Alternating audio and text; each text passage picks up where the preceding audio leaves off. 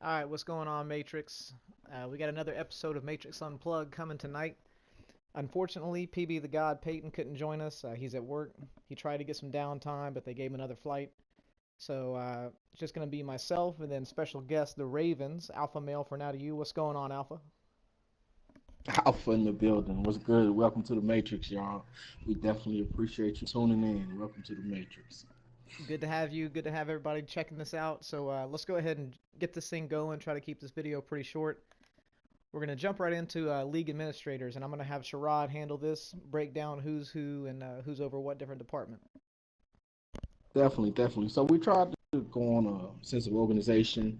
We have four commissioners: White Dragon, of course, myself. We got Danny with the Raiders. We got Marquise with the Eagles. We got a trade committee. We all know people try to get over. So we got the Colts. We got the Panthers and the Chiefs. Now, alternates is White Dragon and myself on the trade committee. We only handle trades if one of the members are trading. We got graphics and media team. That's the Jaguars, the Jets, and possibly the Cowboys. Man, Cowboys, you got to get on board, man. You're kind of iffy now. You got to get on board. We need you. Okay, and the administrators, pretty much as myself, handle the chat, deal with unruly behavior, things of that nature, keep people up to date with the schedule. Rosters, PB the God, the Rams, and then the AFC roster, the Browns is looking after that. Yeah, and that's pretty much it in a nutshell. The biggest things I want everybody to start understanding is if you're in the AFC, go to your AFC commissioner. Go to the Raiders if you have any issues with a force win, if you got a scheduling conflict, something like that. Go see your conference commissioner.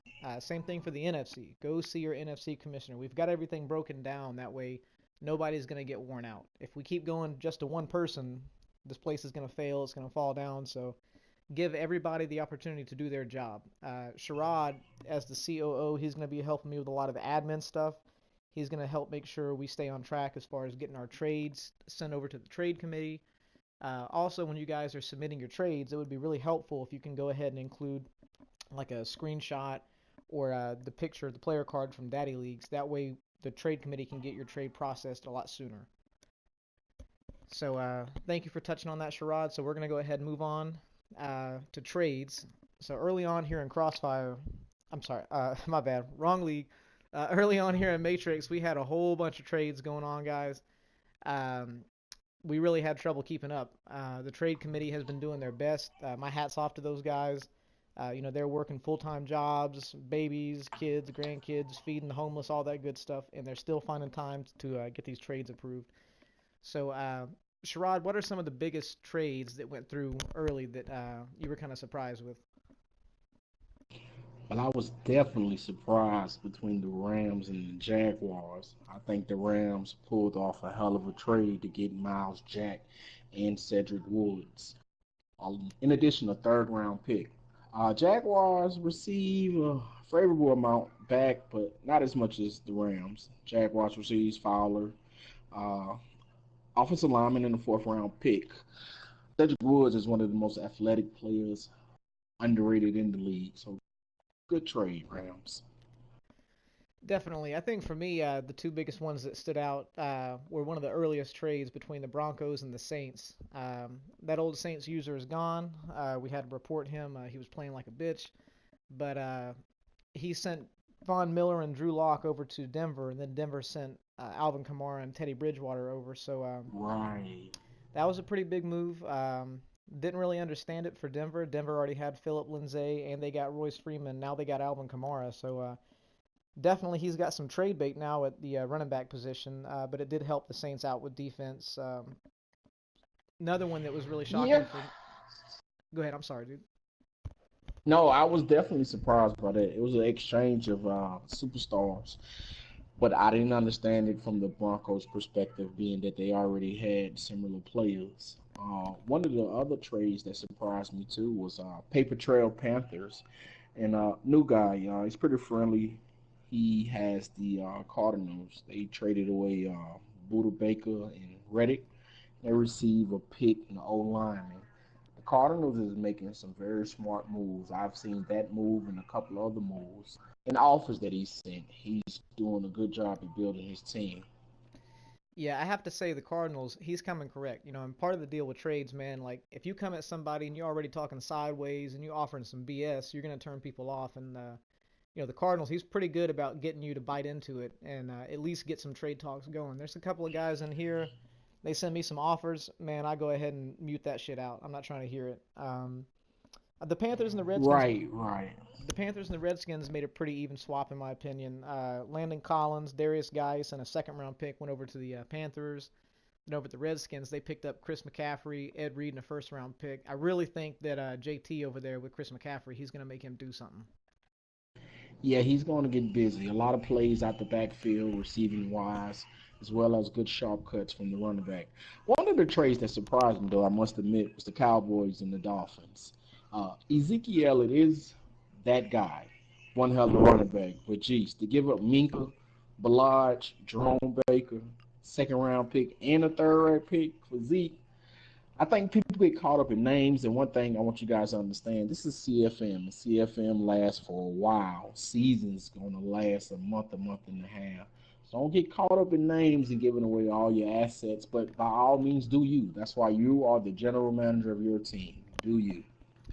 Definitely. The Dolphins, they gave up a lot here, but if you can use them the right way, Zeke can be all of your offense. I mean, all of his offense can go through that one man. He don't need any receivers. He don't need to run anybody else. No backup running back. He can run everything through him. But he did give up a lot. The He did, Cowboys, and not go ahead. not for nothing. Interject for a second. Not for nothing. Balaj is another one of those underrated, very athletic players. It just takes some time to build them. But go right Right. ahead. Right, and the Cowboys, obviously they didn't skip a beat. They shipped out Ezekiel Elliott, Dak Prescott, and they're still rolling right over people. So, not only did they move somebody out, they saved some money. They've got pieces for the future, and they're still competing. Absolutely, absolutely. Another move, great move by the Cardinals. Trading away Patrick Peterson. He's up in age. I believe he was probably 29, pushing 30. And they was able to get a young, great old lineman along with the first round pick in which they could get another cornerback. Great move, Cardinals. Great move. Yes, that was a really good pick. The Lions, they were pretty much looking at win now mode, if you ask me right here. They were pretty much saying, hey, I'm the boss. Go ahead and give me PP. Let's do something. He was talking a lot of trash early on, calling people bums. He called out the Cardinals. Pretty sure dude lost two straight. So be careful when you talk trash. If you can dish it out, make sure you can take it. And know there's probably going to be somebody that can beat you at some point. Absolutely, absolutely. The Lions has one hell of a personality. Unfortunately, it does not equate to his record. He's currently sitting one win and two losses. He needs to step it up. Definitely step it up. Definitely. So also, the Jets and the Cowboys. Yeah, I shipped out Sam Darnold to get Dak Prescott. Probably a bad move in hindsight. That was a fan move. Wanted Dak on board. Got Dak over there. Couldn't really afford to keep him. There's a lot of expensive pieces on my team. I ended up shipping him away to the Jaguars, and I got some defense in return. But Cowboys have them a quarterback of the future now. Cowboys have made some really smart moves. I think early on, Cowboys and Cardinals have been making the smartest moves in our trade department.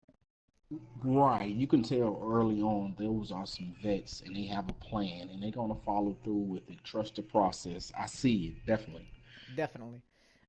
There was tons of, like I said, there were tons of trades that happened and went down, but those are just the biggest ones. I tried to get as many graphics out as I could, you guys, but with having three, four, five, six trades a day, it's just me doing the graphics. So I apologize if we didn't give you a shout out, but we know you guys are staying active. We know you guys are making your trades, but now we're going to go ahead and move on to stats leaders and look at the statistical breakdown of the league.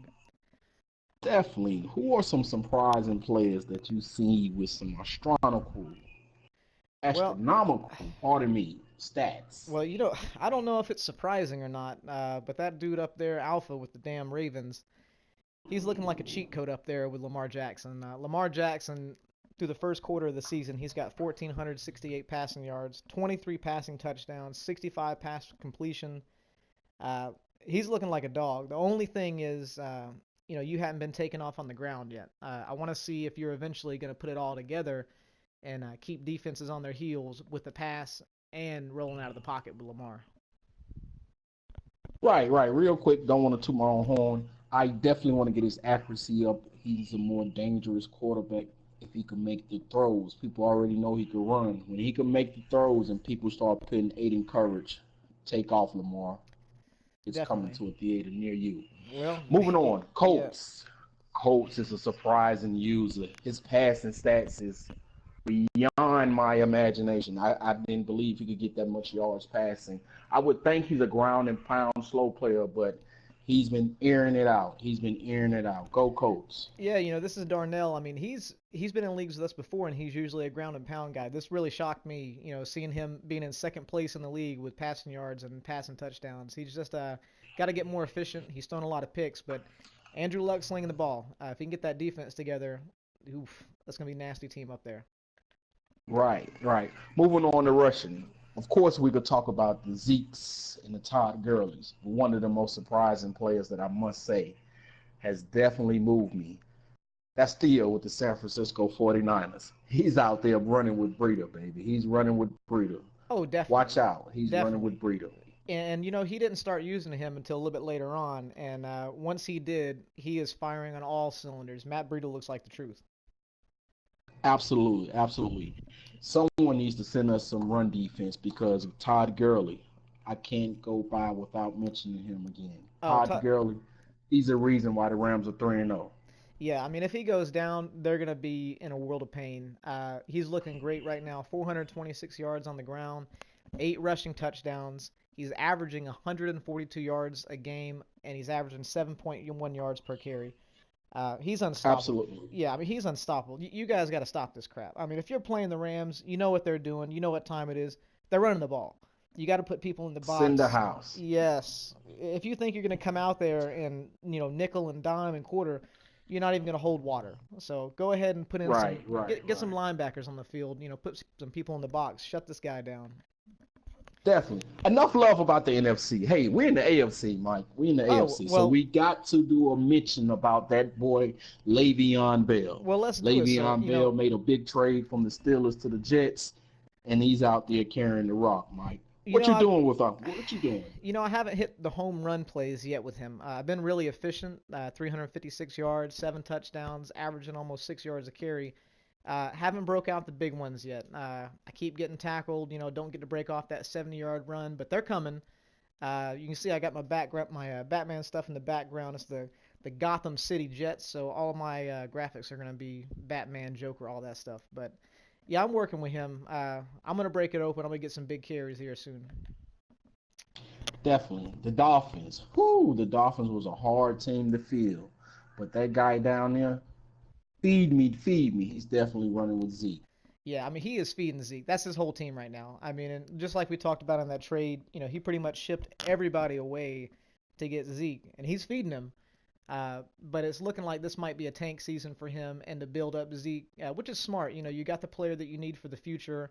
Feed him, destroy everybody with Zeke, and then in the draft and the offseason, go ahead and reload. But nobody's stopping Zeke right now. 427 yards rushing, 6.7 yards per carry, and he's got 4 TDs. I mean, he's doing his thing over there in Miami. Definitely, definitely. Revert back to the NFC. I can't go without mentioning Penny with the Seahawks, Saquon Barkley with the Giants. The Giants are currently sitting 3-1. A big part of that is Barkley. Yeah, Penny with definitely. the Seahawks, he needs to step it up. He Yeah, needs to definitely. step it up. Definitely, the NFC's got some heavy hitters in the run game as well. Saquon Barkley, he's getting loose out there. The Giants, they're playing smart football. They're not putting up 50, 60, 70 points, but they're beating people and they're smart. They're locking down the leads. Of course, Bricks out there. A few of us have played with Bricks before. He's going to run his mouth. He's going to trash talk. Only way to get him to stop talking that trash, you got to beat him. So if you can't beat him, get ready to ride the roller coaster. Uh, we already talked about Matt Breida earlier. He's out there doing his thing. 425 rushing yards, 6 rushing touchdowns. He's averaging 10 yards per carry, dude. That is ridiculous. Definitely, definitely. What do you think about these receivers out here? Well, I gotta say that we've got a couple of rookies on your team that we're gonna hold off for the rookie segment. But right off the bat, Adam Thielen is standing out to me. He's got 19 catches, 449 yards, 4 touchdowns. That's our boy over there. G Nice, Clarence, he is feeding Adam Thielen and he's getting loose. Okay, okay. In the AFC, we have a fella who's not doing so well in the winning bracket, but John Ross, John Ross, John Ross. He's going to John Ross you to death. You better watch out because he's going to take off. Oh yeah, he's chunking that ball deep. I mean, John Ross has got 23 catches, 496 yards, and 3 touchdowns. It looks like it's just the John Ross show over there. If he can get some other pieces going, he might be able to salvage this season and get something looking pretty good. But John Ross is looking unstoppable right now. Definitely, definitely, So definitely. moving on to defense, over in Washington, Ryan Kerrigan, who recently was put on the trade block. So you guys, if y'all are looking for a defender, hit up JT the Boss with the Redskins. But Ryan Kerrigan is looking insane. He's got 19 tackles, 10 sacks, and 4 tackles for loss. So he's getting in the backfield. He's blowing up runs. He's sacking the quarterback. This guy is looking ridiculous out there, dude. Absolutely. JT is a vet. He's been around the Madden scene for a very long time. He's a patient vet too. He builds his team, he gets what he needs, and he competes. That guy, Kerrigan, he's an X factor. He's doing exactly what his records say he should do. Definitely. And a lot of people I feel like they're sleeping on the older players in the league, but if they've got that superstar X factor, that age is just a number. Now, obviously, I wouldn't, sell out the house to go ahead and put a whole bunch of these players on my team and they all retire on you, but don't sleep on them. They're still going to play well once they're there, as long as they're not in a wheelchair. Right, right. So moving on over back to the AFC, up in Baltimore, we got your boy Jermaine Grace. He's got 25 tackles, 12 and a half sacks, and an interception. Do you mind telling us what cheat code that is, or what we got to do to get numbers like that? Do you want to ship him down to my town, or what's going on, man? I'm gonna say it again, and I hope people are listening. Not always about the name. You have to check the numbers out on the players. Check the numbers out on the players. And when I tell you that fella has some good numbers, he has some great numbers. His speed is 87. He's 6'3 tall. 88 acceleration, 82 agility, 80 strength. Hitting power is a 80. Those are great numbers. His jumping is an 80. Hey, you got to find the undermining players that people don't have their eye on if you want to survive this CFM. Everybody can trade for a Barr. They can't trade for Miles Jack or Fowler. Watch out for the undermining athletic guys. Yeah, I mean this guy is a second year player. I mean he's gonna be ridiculous for the next 5-10 years. He's just out of control. Only 2 years in the game, and he's leading a lot of the defensive stats. Down in Houston, there's a couple of guys down there showing out in Houston. The guy with Houston's been real quiet. That's Des Dalla. He doesn't really hit up people in the chat too much, doesn't talk trash, but he lets his play speak for itself. He's got Bernard McKinney up there with 22 tackles, 5 tackles for loss, and 4 picks. That's the guy he's usering right there. I mean, that's all user skills. 22, 5, and 4, all user skills. And when you have somebody that can user that well, J.J. Watt's just breaking off free. J.J. Watt's got 11 tackles, 7.5 sacks. This defense is ridiculous, and Jadavion Clowney hasn't even gotten going yet, dude. Absolutely, absolutely. McKinney is an underrated MLB. One thing I do know about McKinney without even looking at the numbers is I remember him having an 89 hit power and an 89 tackle. That Mm, means he grabs a hold of you, you're a tackler. Watch out for him. yes, definitely.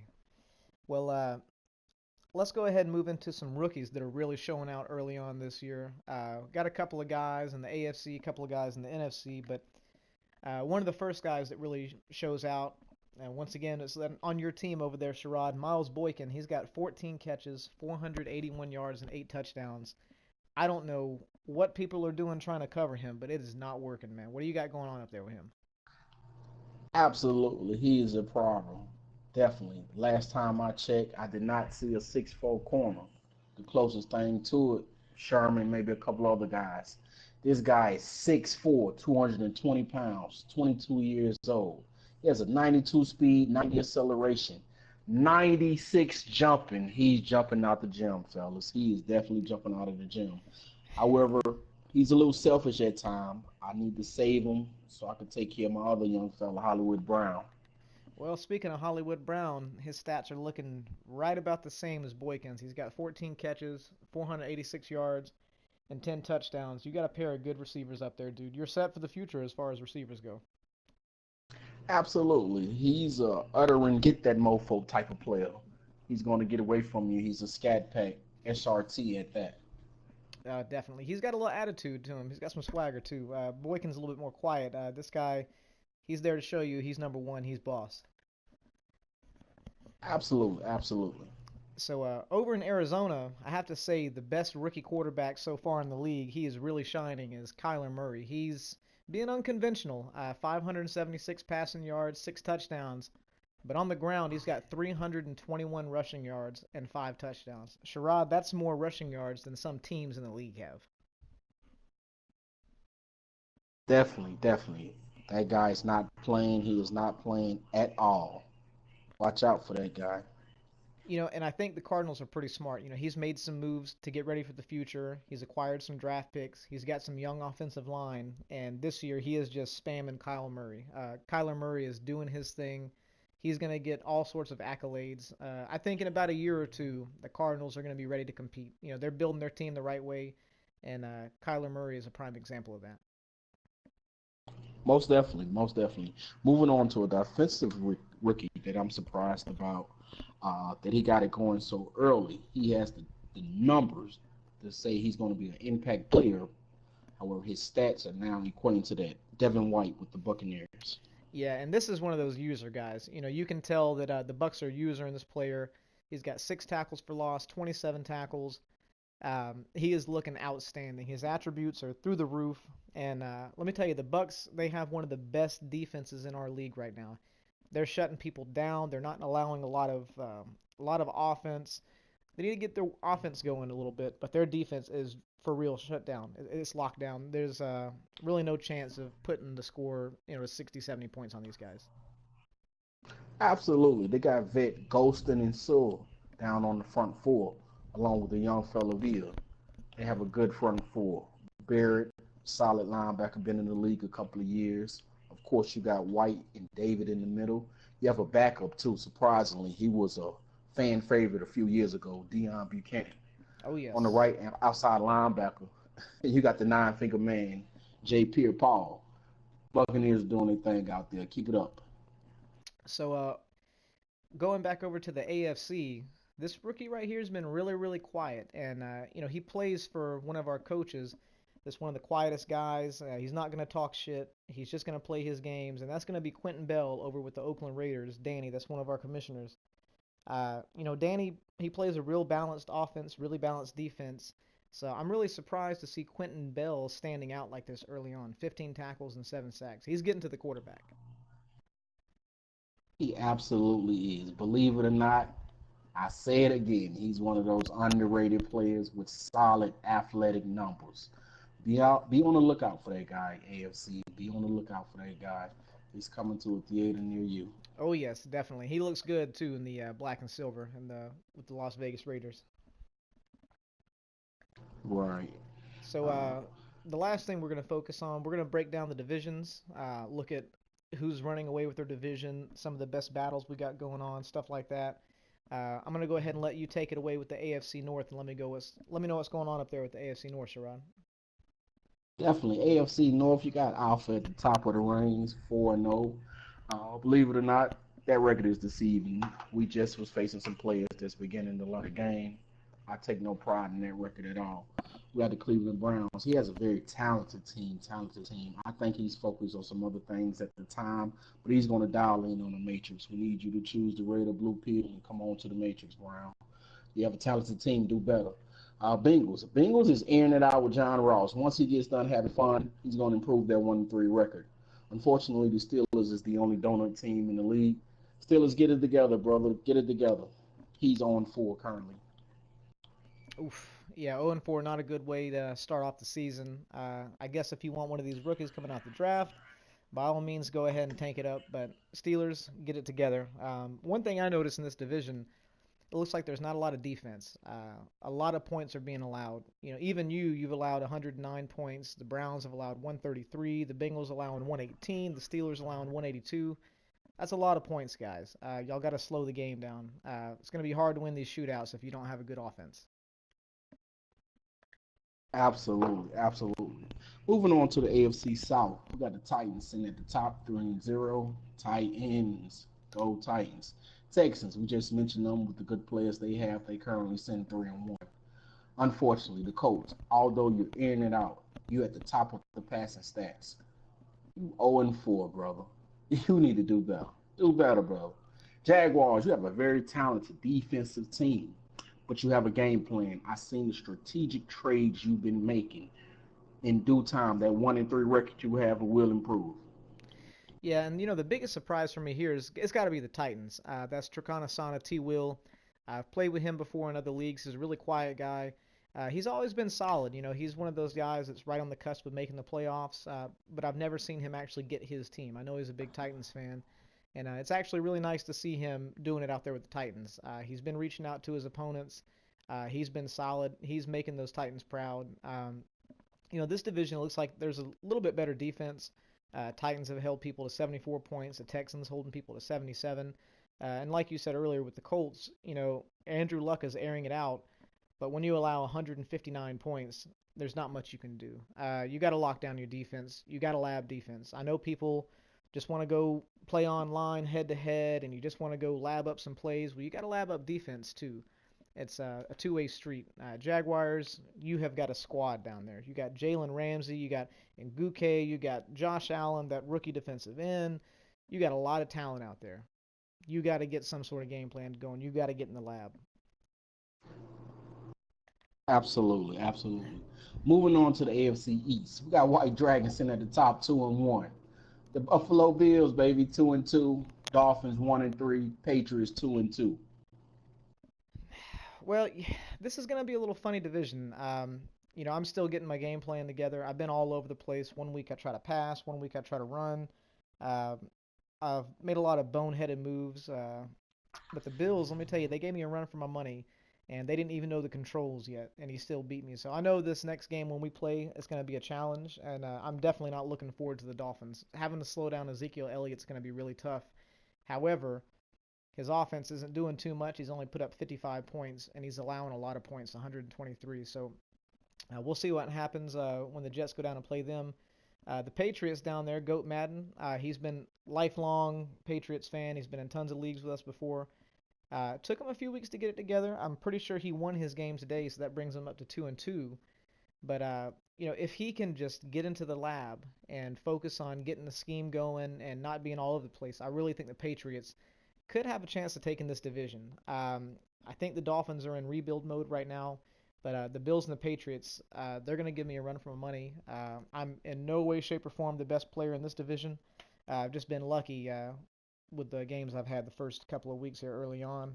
It's really nice to have a bye week too. Absolutely. We look forward to the Battle of the East. Oh Moving yes. out west, y'all, we got Danny with the Raiders. He's the only undefeated team in the AFC West. Danny, you're doing your thing. Chargers currently sent 3-1. That's surprising. Chargers has the overall better team. Get it together, Chargers. Danny is definitely running away. Chiefs 1-2. You have the Madden cover. How do you be 1-2? Do better. Broncos 1-3. You out there making some move with trades. Get it together, Broncos. Some moves with the W column. This was a surprising division for me. I really thought this was going to be a much closer division. There is so much talent out west. You got Antonio Brown, Derek Carr, you got Bosa, Phillip Rivers, Keenan Allen, you got the Madden cover, Patrick Mahomes, Tyreek Hill, Travis Kelsey. You got Alvin Kamara now out there with Denver. You got Chris Harris Jr. You got Chubb. There's so much talent out here, and to see these Chiefs and Broncos falling to 1-2 and 1-3 early on, uh, I know that life happens and stuff, but there's always time to get some lab time going, especially when you got a team that talented. I want to see you guys do a little bit better.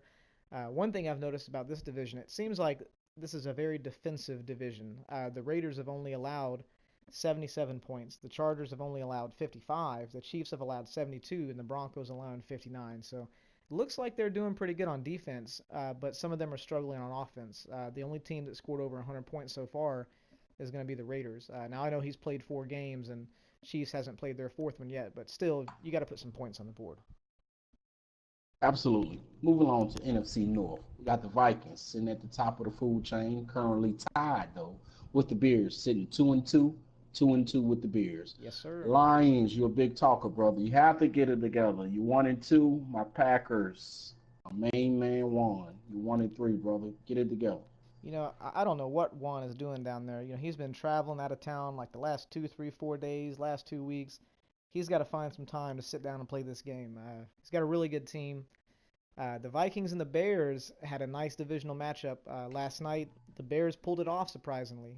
Real quiet guy. He doesn't speak in the chat too much, but when you hit him up to play his games, he's going to try to schedule it. So I'm really surprised the Bears were able to take Clarence up there with the Vikings. I thought Clarence was going to run away with this one early on, but he's got some competition now.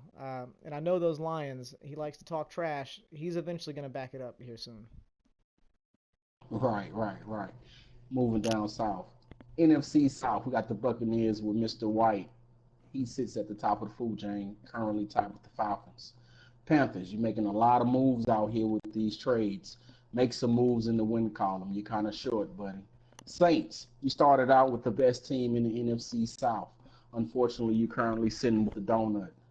Make some improvements and adjustments, baby. Hit the lab. Yeah, and unfortunately, our last Saints user, he decided to up and leave the league and cut Drew Brees and uh, do some really lame stuff. But we got a new guy in there now. I hate that he's got to start with 0-3 record, but maybe he can salvage that and compete for a divisional title and start reeling in the Buccaneers and the Falcons. Definitely, definitely, definitely. Moving on to the NFC East.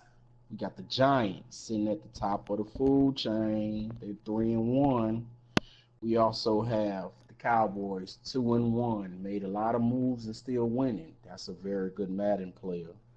We also have the Redskins 2-2. JT the vet. He's making moves. He's coming. He has Kerrigan. Watch out, y'all. Eagles. You started out with the second best team in the league. You're currently sitting at the bottom 2-2.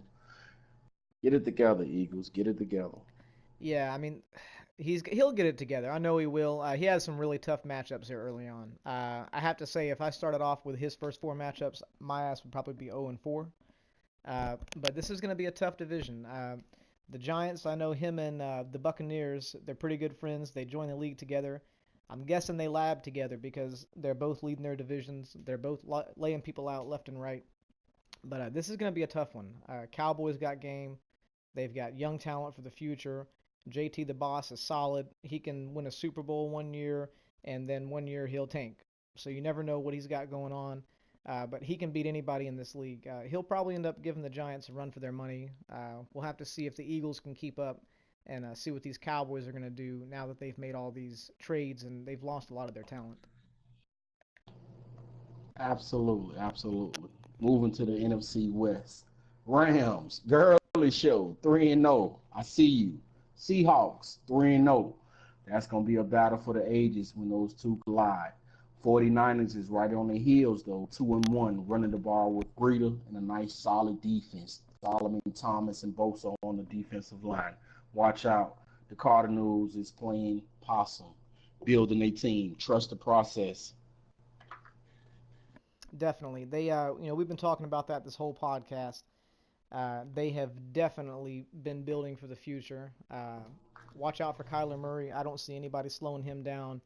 Uh, the Rams, they've started off strong, but let's see if they can keep it together. 2K is coming out soon. We all know what Peyton likes to do when 2K comes out, so that's probably going to be the window for all these other teams to hop in and start beating up on him. And we'll see what happens. I wish he was here for the podcast, but he's got to make that money. Um, Bricks, he's a solid player. We've talked about him, and I'm really surprised with Good Money Red. Theo down there with the Niners. He's played in some leagues with us before. He was lackluster before. He was kind of in it, kind of not in it one day, and all of a sudden he's putting his game together. He's put up 128 points, and he's only allowed 56 points. So he has got his game going now finally. So Theo, I'm glad to see you rolling. This is going to be a tough division here. Absolutely, absolutely.